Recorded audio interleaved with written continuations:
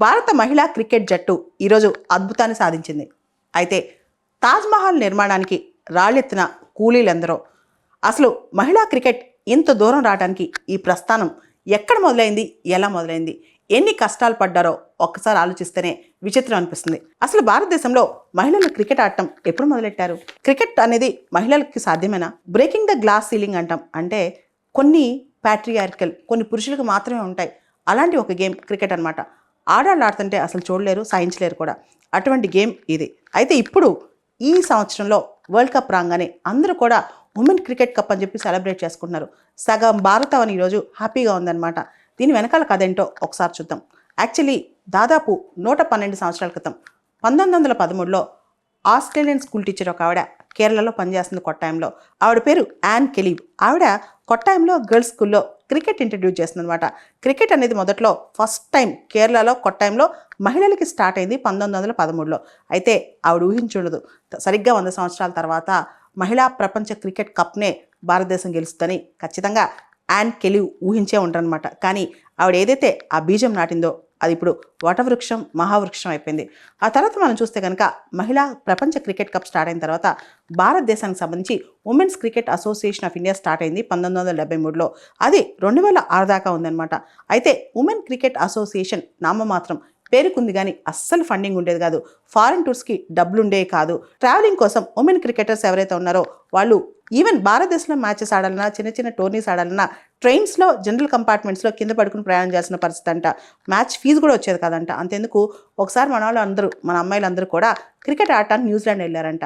అయితే అక్కడ హోటల్స్లో ఉండడానికి డబ్బులు లేవు. అక్కడ ఎన్ఆర్ఐస్ ఇంట్లో వాళ్ళు అక్కడంతా తలదాచుకుని అక్కడే బతికి అక్కడే మ్యాచ్ ఆడారంట.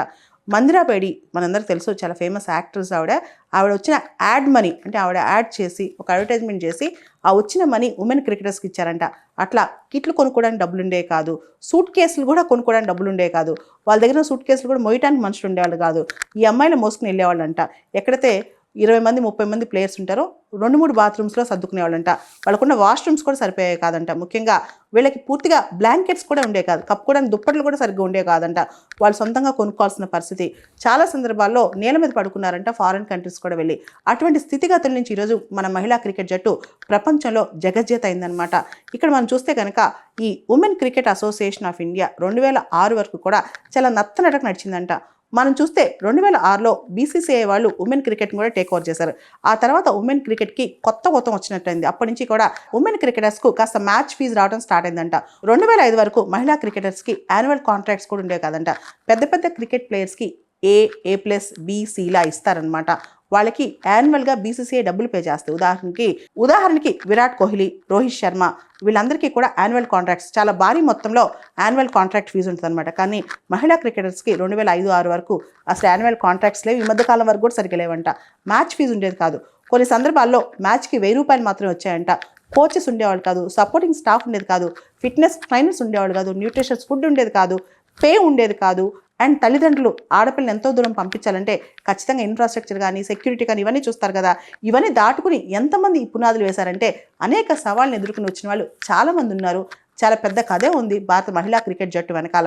మనం చూస్తే కనుక బీసీసీఐ వాళ్ళు 2022లో ఉమెన్స్ ప్రీమియర్ లీగ్ స్టార్ట్ చేశారనమాట. అక్కడి నుంచి ఇంకా ఊత వచ్చింది ఉమెన్ క్రికెట్ మ్యాచ్కి. దాంతోపాటు ఉమెన్ క్రికెట్ ప్లేయర్స్ చాలా అత్యద్భుతమైన ప్రతిభ కూడా కనిపించడం స్టార్ట్ చేశారు. మనం ఈరోజు ఎవరైతే చూస్తున్నామో హర్మన్ ప్రీత్ కౌర్ కావచ్చు, స్మృతి మందాన కావచ్చు, వీళ్ళ వెనకాల విపరీతమైన కృషి ఉంది. చాలామంది అమ్మాయిలు వాళ్ళ జీవితాలను ఓర్చి, కష్టాలను ఓర్చి ఈ టీంను ముందుకు నడిపించారనమాట.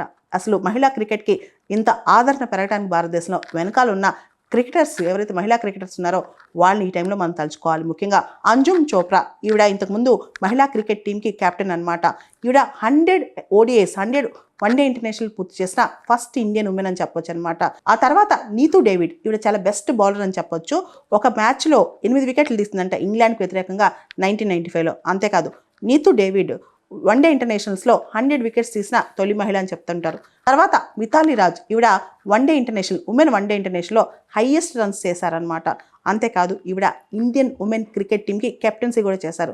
ఆ తర్వాత జులాన్ గోస్వామి, ఈవిడ వన్డే ఇంటర్నేషనల్స్లో హైయెస్ట్ వికెట్ టేకర్. అంతేకాదు ఈవిడ ఫాస్టెస్ట్ బౌలర్ అనమాట, గ్రేటెస్ట్ బౌలర్ అని కూడా అంటారు ఈవిడ్ని, జులాన్ గోస్వామి. ఇలా చాలామంది మహిళలు ముందు పునాది రాళ్ళు వేస్తే ఈ రోజున ఫైనల్ రిజల్ట్స్ వచ్చింది.